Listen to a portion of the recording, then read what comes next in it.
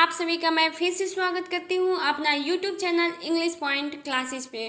Friends, आप लोग को हम दिल से सॉरी मांगते हैं और आप लोग हमें माफ़ कीजिएगा कि हम आप लोग को वीडियो नहीं दे रहे थे। इसके पीछे का रीज़न था कि हम जिस एरिया में रहते हैं उस एरिया में कोविड-19 ज़्यादा इंक्रीज हो गया था, जिसकी वजह से हम वीडियो नहीं बना पा रहे थे। तो आप लोग को पता है कि अभी हम लोग को सेफ रहना मोस्ट इम्पॉर्टेंट है, क्योंकि जान है तभी जहान है। ये हमारे मोदी जी का नाम है, जान है तभी जहान है। तो इसलिए हमने कोविड-19 को इंक्रीज होने के वजह से वीडियो नहीं ला रहे थे। तो आज से हम आप लोग का क्लास कंटिन्यू रखेंगे और आप लोग हमारे साथ प्यार बनाए रहिए। हम आप लोग के लिए 100% मेहनत करेंगे। तो आज हम आप लोग के लिए कुछ मोस्ट ट्रिक को लाए हैं जो कि हमारे एग्ज़ाम के लिए अच्छा खासा है। और कोई भी एग्ज़ाम हो, चाहे आप एसएससी सीएचएसएल दे रहे हो, सीजीएल दे रहे हो, कोई भी हो, जिस क्षेत्र में अगर आपसे इंग्लिश पूछा जाता है वहाँ के लिए मोस्ट इम्पॉर्टेंट है। तो चलिए आज हम लोग वॉइस की कुछ ट्रिक्स को समझते हैं कि वॉइस में दो टाइप्स होती है, एक मोनोट्रांजिटिव होती है और एक डाई मोनोट्रांजिटिव होती है। तो मोनोट्रांजिटिव क्या होता है और डाई मोनोट्रांजिटिव क्या होता है, हम लोग आज उसे समझेंगे। मोनोट्रांजिटिव, मोनो का मतलब होता है वन, मोनो का मतलब क्या होता है, वन होता है। और इसका कहने का मतलब ये हुआ कि मान लीजिए कोई सेंटेंस है, कभी कभी हमको ऐसा देखने को मिलता है कि एक सेंटेंस में दो दो ऑब्जेक्ट मिल जाती हैं। तो जब एक सेंटेंस में दो ऑब्जेक्ट मिल जाती है तो हम कौन से ऑब्जेक्ट को उठा करके क्वेश्चन को सॉल्व करना सीखेंगे, आज हम लोग उसके बारे में पढ़ेंगे। अगर हम इसके रूल को समझने की कोशिश करें तो इसका रूल होता है subject verb object one object two. ध्यान दीजिएगा, एक सेंटेंस में हमें ऑब्जेक्ट वन मिला और ऑब्जेक्ट टू मिला। तो जब मोनोट्रांजिटिव कहता है कि जब आप मोनोट्रांजिटिव के रूल के अनुसार बनाना चाहते हैं तो ऑब्जेक्ट वन को उठाइए, ऑब्जेक्ट वन से स्टार्टिंग कीजिए, उसके बाद हेल्पिंग वर्ब को चेंज कीजिए, वर्ब को आप भीतरी के रूप में लिखिए, उसके बाद ऑब्जेक्ट टू को जस्ट लिखिए, उसके बाद कोई प्रेपोजिशन लिखिए और आप एजेंट लास्ट में कीजिएगा। चलिए हम लोग इस पे कुछ एग्जाम्पल्स को ले लेते हैं। हमारे सामने पहला एग्जाम्पल से Devaki offered them a book. ध्यान दीजिएगा, इसको समझने से पहले हम लोग कुछ पॉइंट को समझ लेते हैं। हम लोग पढ़े थे transitive verb, intransitive verb. Verb की दो टाइप्स होती है, transitive verb, intransitive verb. Transitive verb की पैसिव वॉइस बनाई जाती है जबकि इनट्रांजिटिव वर्ब की पैसिव वॉइस नहीं बनाई जाती है। रहा बात कि हम लोग ट्रांजिटिव वर्ब कैसे पहचानेंगे, इनट्रांजिटिव वर्ब कैसे पहचानेंगे। ध्यान दीजिएगा, अगर वर्ब के बाद कोई ऑब्जेक्ट आ रहा है और वो ऑब्जेक्ट आपको व्हाट और हुम का क्वेश्चन कर रहा है, मतलब कि वह ट्रांजिटिव वर्ब है। फिर से सुनिएगा, वर्ब के बाद अगर कोई ऑब्जेक्ट आ रहा है और वह ऑब्जेक्ट आपको व्हाट और हुम का क्वेश्चन कर रहा है, मतलब कि वह ट्रांजिटिव वर्ब है और ट्रांजिटिव वर्ब का पैसिव वॉइस बनाया जाएगा। अब इनट्रांजिटिव वर्ब को फिर से समझ ले। इनट्रांजिटिव वर्ब कैसे पहचानेंगे, इनट्रांजिटिव वर्ब जो होता है वर्ब के बाद ऑब्जेक्ट आता ही नहीं है। इनट्रांजिटिव वर्ब में वर्ब के बाद ऑब्जेक्ट आता ही नहीं है। अब हम लोग ऑब्जेक्ट को कैसे पहचानेंगे कि वो ऑब्जेक्ट नहीं है, तो उसको पहचानने के लिए हमारे पास रूल है वेयर, हाउ, व्हेन। अगर वर्ब के बाद आपका क्वेश्चन वेयर, हाउ, व्हेन से कर रहा है, मतलब कि वह इनट्रांजिटिव है, मतलब कि वह क्या है, इनट्रांजिटिव है। और इनट्रांजिटिव का कोई भी पैसिव वॉइस नहीं बनता है। ठीक है, तो यहाँ पर देखिए, Devaki offered them a book. Them भी हमारा एक ऑब्जेक्ट है और बुक भी एक ऑब्जेक्ट है, लेकिन देम हमें हुम का क्वेश्चन दे रहा है और बुक हमें व्हाट का क्वेश्चन दे रहा है, जो कि हुम भी ट्रांजिटिव है, व्हाट भी ट्रांजिटिव है। तो हमें दोनों का ट्रांजिटिव का जब है ये है तो पैसिव वॉइस बनेगा।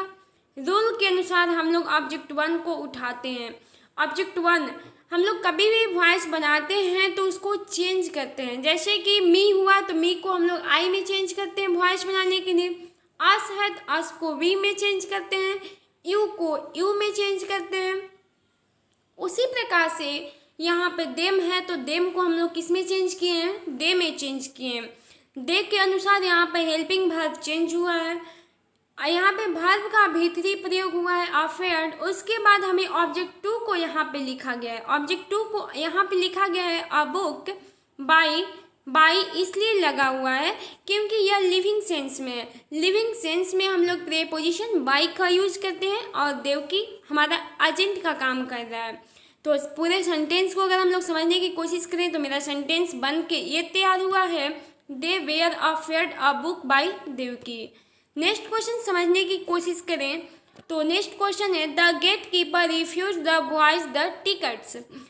कोई गेट कीपर जो है वो किसको रिफ्यूज किया है, बॉयज को रिफ्यूज किया है। किस लिए किया है, तो टिकट के लिए किया है। ठीक है, कोई ऑफिसर है तो किसी बॉयज से उसको क्या लेना देना, कुछ लेना देना है। जब वो रिफ्यूज कर रहा है यानी कि उसकी ऑब्जेक्ट दूसरे के सेंस में बताने के लिए कर रहा है कि जब वो व्यक्ति टिकट लेने के लिए गया था तो उसको टिकट के लिए रिफ्यूज कर दिया गया। तो अगर देखिए ये भी होम का क्वेश्चन कर रहा है, ये भी वाट का क्वेश्चन कर रहा है। तो हम लोग ऑब्जेक्ट वन से बनाना स्टार्ट करते हैं। तो मेरे सामने द बॉयज वेयर रिफ्यूज्ड, उसके बाद ऑब्जेक्ट टू को लिखा गया the tickets by the gate keeper. Next हम लोग आगे समझने की कोशिश करते हैं, डाई मोनोट्रांजिटिव। डाई मोनोट्रांजिटिव क्या होता है आप लोग उसे समझिएगा। डाई का मतलब होता है दो। डाई का मतलब क्या होता है, दो। कभी कभी हमको ऐसा भी मिल जाता है कि दो ट्रांजिटिव मिल जाता है सेंटेंस में और एक इनट्रांजिटिव भी मिल जाता है। तो जब हमें दो ट्रांजिटिव और एक इनट्रांजिटिव मिल जाती है तो उस समय हम लोग कैसे बनाएंगे, ध्यान दीजिएगा। इसका रूल होता है subject verb object one object two. अगर हम लोग मोनोट्रांजिटिव से बनाए तो भी सही है। मोनोट्रांजिटिव से देखिए बना है object one change helping verb, three object two preposition agent. आगे हम लोग समझने की कोशिश करें ऑब्जेक्ट टू मतलब कि ऑब्जेक्ट टू से हमें बनाने की मन है तो हम लोग ऑब्जेक्ट टू को उठाएंगे और यहाँ पे लिखेंगे। उसके बाद चेंज हेल्पिंग वर्ब अपने आप में सही है। उसके बाद हम लोग भी थ्री बिल्कुल सही है। देखिए भी थ्री के बाद हम लोग वहाँ पे ऑब्जेक्ट टू लाते थे, लेकिन यहाँ पे ऑब्जेक्ट वन को लाने से पहले एक आपको प्रेपोजिशन को जोड़ना होगा टू। प्रेपोजिशन मत कहिए, आपको कंपल्सरी यहाँ पे टू जोड़ना ही पड़ेगा। जब भी आप ऑब्जेक्ट टू से बनाइएगा तो आपको कंपल्सरी यहाँ पे टू जोड़ना पड़ेगा। उसके बाद टू के बाद ऑब्जेक्ट वन को लिख दीजिए, उसके बाद कोई प्रेपोजिशन लाइए, उसके बाद कोई एजेंट को लिखिए। तो चलिए इस पे भी हम लोग एग्जाम्पल समझ लेते हैं। पहला हमारे सामने एग्जाम्पल है, Sanjeev presented the guest the parting gift happily. अगर हम लोग समझने की कोशिश करें इसको तो हमारे सामने जो है द गेस्ट जो है ट्रांजिटिव है। द गेस्ट जो है हमारा ट्रांजिटिव वर्ब है।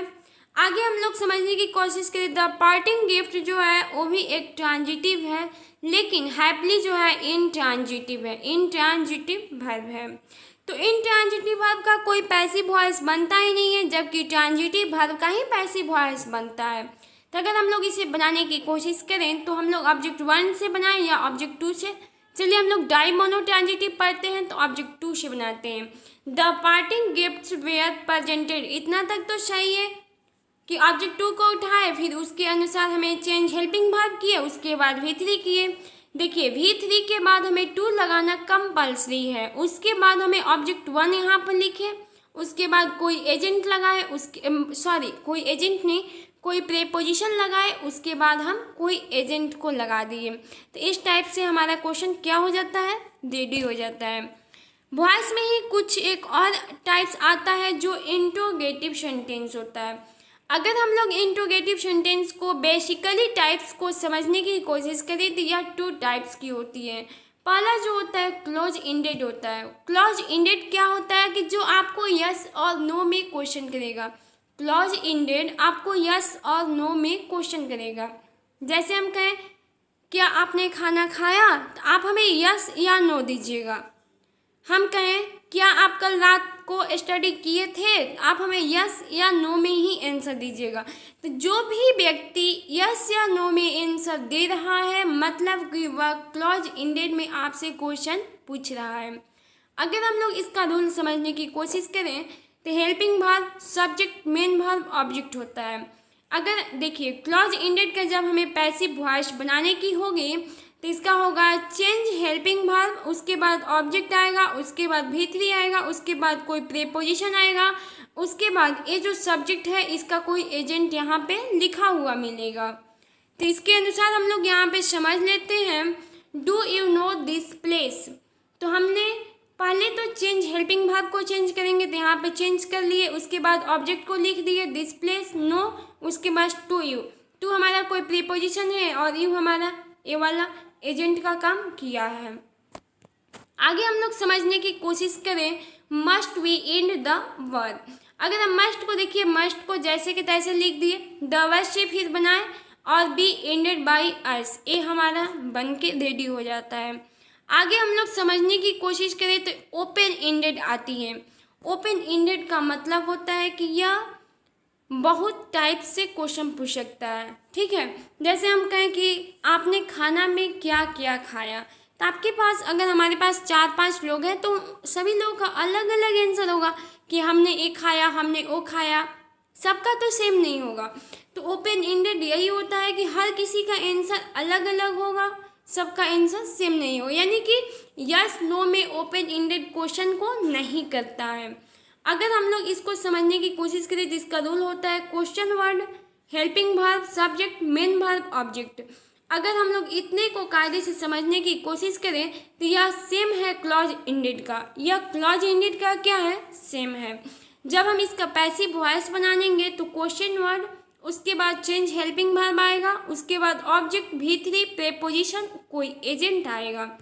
अगर हम लोग इसको बनाने की कोशिश करते हैं व्हाट डिड ही से, ध्यान दीजिएगा व्हाट हमारा एक ट्रांजिटिव है और ट्रांजिटिव का पैसिव वॉइस बनता है, उसी की वजह से व्हाट अपने आप सही है। उसके बाद चेंज हेल्पिंग वर्ब हुआ वाज, उसके बाद से का भी3 सेड, कोई प्रीपोजिशन लगा और ही को जब हम चेंज किए तो हिम में।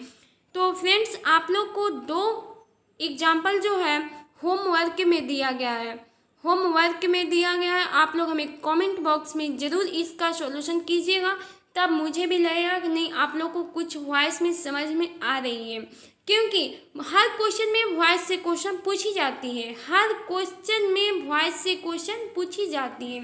तो फ्रेंड्स आज के लिए इतना ही, मिलते हैं नेक्स्ट वीडियो में, तब तक के लिए जय हिंद।